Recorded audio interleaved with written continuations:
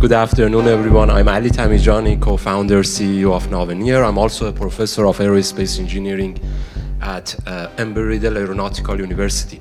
I'm very sorry for my voice. I caught cold about a week ago, but then this weather is not very friendly for me. I'm from Florida, so a little bit. So the discussion today is going to be about Novineer's toolpath-based design and simulation. But before that, let me give you an overview of Novineer. So, come on, please. The Novineer technology has been developed from funding that we received from Air Force, NSF, Office of Secretary of Defense, and if I can close something here. And we have shown the fundamental in different journal articles. And so inside Novineer software, we have these three modules: NaviVision, NaviDesign, NaviPath. NaviVision, you provide one or multiple pictures, and it creates an editable CAD file for you. And NaviDesign apply loads, boundary condition, material properties. It provides optimized design that is, again, editable, parametric. And NaviPath simulate and optimize the manufacturing toolpath. The one that is already developed and launched is for FFF FDM, but we are also working on DED version of it. So this is a short demo of how it works. So you take a picture, provide that picture, it create STL, create STP, and then you can go to the next module, apply loads, boundary conditions, and it optimizes the geometry. And then you can go to the next module, and you provide material properties, and it optimizes the manufacturing toolpath. Here are some additional examples for example, NaviVision. And so here you can see you get both STL and STP. This is another proof of concept that we did recently with a defense prime. So our baseline design is a tank wheel hub. The baseline design plus the load were given to us. There were not any manufacturing specifications that were given to us. The goal was show us that it can be lighter than this. And over there you can see the multiple designs that came out of NaviDesign, 20%, 30%, 35% lighter, while having the same performance, meaning the same displacement, same stress distribution, not stress distribution, but failure load. Same failure load as the original baseline design. So today's discussion, however, is about NaviPath. So in FFF, FDM type manufacturing, you often need, if it works, you often need the toolpath. And the reason the toolpath is important is because if you change it, it means you're changing now material direction. Therefore, you're changing the mechanical properties. And as a result, you have a different performance, right? And before Novineer, there was no software that would be able to get the toolpath from Slicer, and then based on those toolpath, it would say like, what is the failure load of this part, or what is the deformation, and or how you should optimize this path to perform better. And so that's why we worked on this. So if there is no software that is doing it, or we're doing it, then how users in industry, they are using FDM. These are the two ways they do it. Either they experimentally evaluate it, right, which takes days, if not weeks, building the fixture, printing, testing, right? Or we have heard from several large OEMs during the last 2 years that the way they do it is they consider the weakest property, and then they consider everything to be isotropic. Which means if you look at that table, it means a factor of safety of 3, right? Which is like designing dishwasher, not probably designing parts for aerospace, right? So, and the reason is because there was, again, no simulation that would consider the manufacturing path or the 3D printing path. So the question is how FFF can scale if you cannot reliably say how good this part is, right? So that was the reason. To do this, to do any type of design, you of course need simulation, right? And simulation require material properties, but here I'm not going to talk about material characterization. Here the discussion is about simulation, design, and then show you all the validation, verification process that we went through, from printing to testing. And so these are the topics that I'm going to talk about today. The first one is the toolpath-based simulation. So you have the path, how do you do simulation? The second one is now optimizing the toolpath. And the third one is, okay, optimize geometry and toolpath together. So a coupled optimization. I'm not going to talk about geometric optimization when you have anisotropic properties, when the properties are not similar in every direction. Why not? Because first of all, the result is bad, as you can see here, right? If you fix the path and only optimize the geometry, the result is bad, as you can see here in the last one. And the second reason, it doesn't make sense. Why would you do that? Why would you only optimize the geometry and do not optimize the path? Even if you're talking about conventional composites, why you would not optimize the fiber orientation and only optimize the geometry? I couldn't find a reason, therefore I'm not going to talk about it. So the discussion is going to be about the first three topics. So let's focus on the first one, which is the simulation. So you have all of these filaments inside your part. The way we do it is we break the filament to various sections, right? And as you can see, we have hundreds, sometimes thousands of sections, depending on the part. And then we find the elements that they have. The center of element is between those sections. And then we assign the property from filament to the element for that specific section. For example, in that section A, B, C, D, all of them will have theta 1 orientation because they're all located in that section of the filament. Then we can patch them, several sections, put them together, depending on how close the orientations are. But regardless of what we do, we are going to get at the end hundreds of thousands, sometimes millions of elements. And even if you use parallel processing, even if you use MPI, it's going to take hours to be able to do these simulations. So while this assignment is not difficult, you can use even blind parallel processing to do something like this, but the actual simulation, finite element simulation, is gonna take hours. So the way we took care of it is by using this 2-resolution machine learning model. So what happened is, okay, now you assign the property, now you go from fine mesh to coarse mesh, you map the elastic modulus and other properties that you need. You map them to this coarse mesh, you perform finite element on the coarse mesh, you get the result, then you use your machine learning to map it back to fine mesh, right? The same methodology, I heard there were a few talks about like sensitivity, adjoint. The same methodology can be used for sensitivity, because the difficult part of adjoint analysis is that FEA is similar to FEA. FEA takes a lot of time, so what you can do it on very coarse mesh, and then you can map it back to the fine mesh to get accurate, for example, stress derivatives. So that's the way we took care of the high computational cost, and then after that, validation, right? So the first things we did was about the coupon testing, right? So you have this path, you have multiple materials, so it's not about one material. You have still filaments, but filaments related to different materials. And so you have different, therefore, material properties in different sections. And here you can see the computational, experimental, the results are published probably five years ago, yes, 5-6 years ago. And you see 223 megapascal versus 226, so close enough. We did a lot of other testing and validation. I'm going to talk about some of them today, but let's go to a recent one that we did with the Stratasys. So this was a blind experiment we did with the Stratasys. So we were given the 3D printing path in different layers. We were given the geometry, and this is the real environment that the part is being used. And the question was where it's going to fail, at what load it's going to fail, right?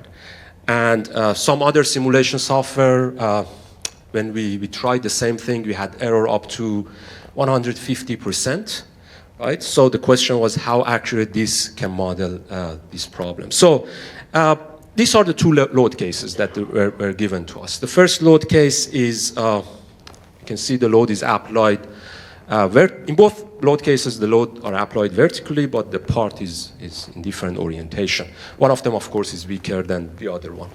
And then, so here you can see the tool path, and then the other data are coming from like the tip, and other things are coming from the GrabCAD, and this is the actual experimental testing. And here you can see where the part broke and where the simulation is saying the part is going to break. That was for the stronger one, and this is the weaker one. And again, here you can see here the deformation, and then afterwards you will see the comparison between the failure loads between the two. So again, for this one, you see it's saying it's going to fail here. So here you see the failure loads for these two cases. And for load case 2, you see the difference is about 5%. So great, right? For the load case 1, you see the difference is about 18%. It's not bad still for simulation versus experiment, but it's not great. So what's the reason? The reason is because the part was loaded, unloaded many times. So the reason is fatigue, something we didn't consider in our simulation, right? Okay, good. Now you have a validated simulation, toolpath-based simulation. Now the next step is I want to optimize it. I want to optimize the toolpath, right? How should I do it? So in 2000, this is showing how we get the path and then a little bit more information about the simulation.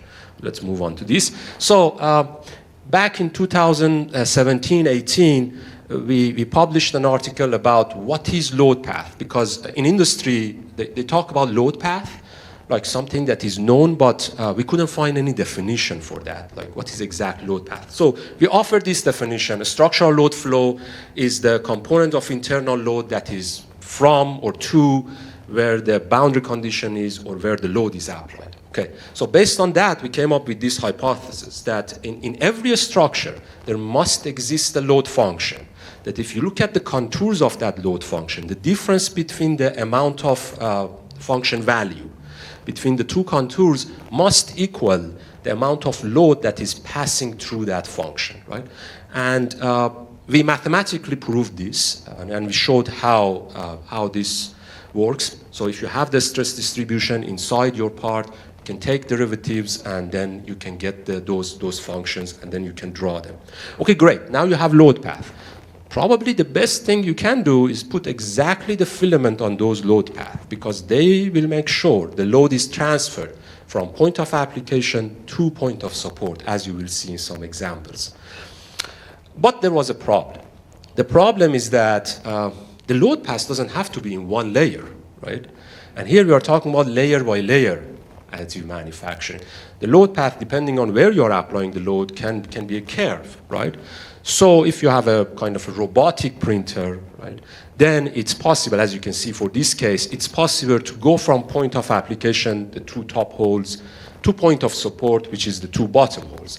But then if you're using layer by layer manufacturing, 2.5D type manufacturing, then there is no way you can do that. The only thing possible you can do is try to connect the path in different layers, as I will show you later, right?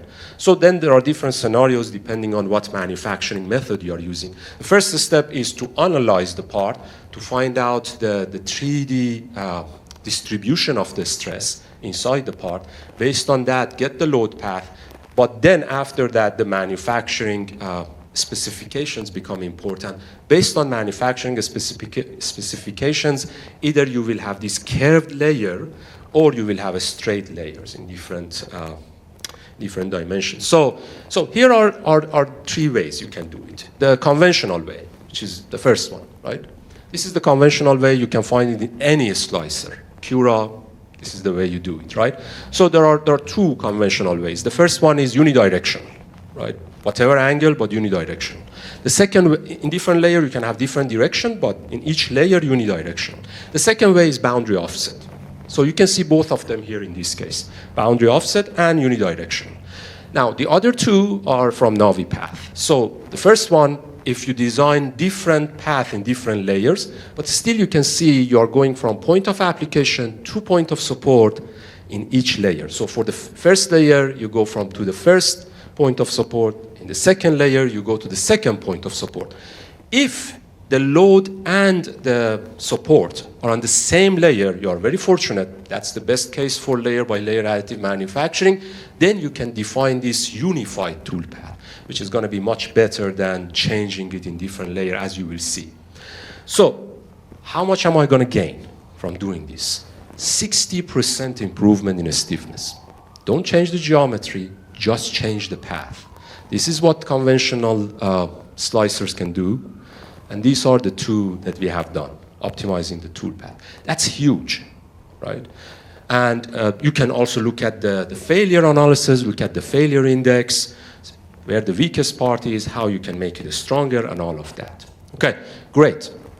You optimize the toolpath, and sometimes you don't want to go further, because if you change the geometry, then there is going to be design review, design committees, all of that, right?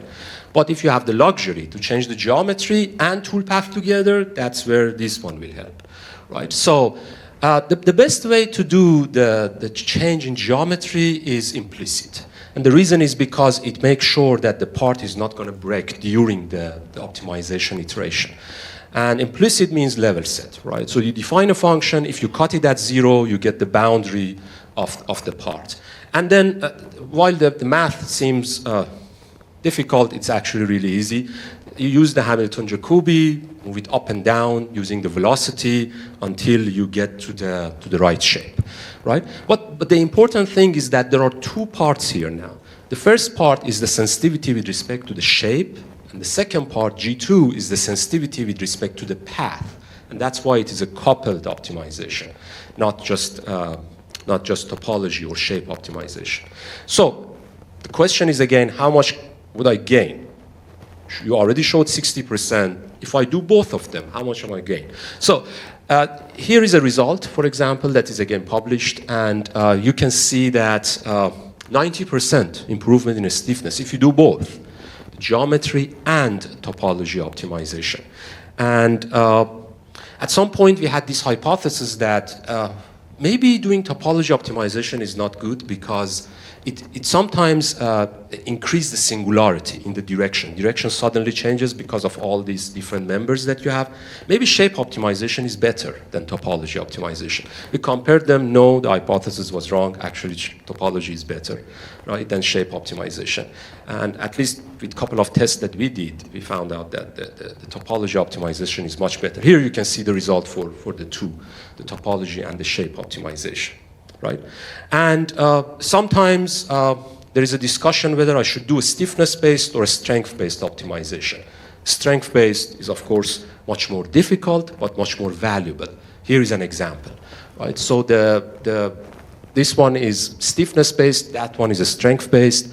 You see while the stiffness in both designs are kind of similar, 103, 96, the failure load is completely different, right? 42 versus 96. So 2 times better failure load if you do strength-based optimization. So what is the next step for us? Building API, right? API with different slicers, different 3D printing OEMs. Why? Because if we do that, then you don't have to upload the model or upload the toolpath or select material. None of that. All of that can be transferred from a slicer to the software. If you don't need to optimize the toolpath, great. The toolpath is what you selected originally in the slicer, and you can just do simulation to see how good the part is. If you want to change it, you can do the optimization inside our software, and you can compare it with the original solution. Thank you very much for your time.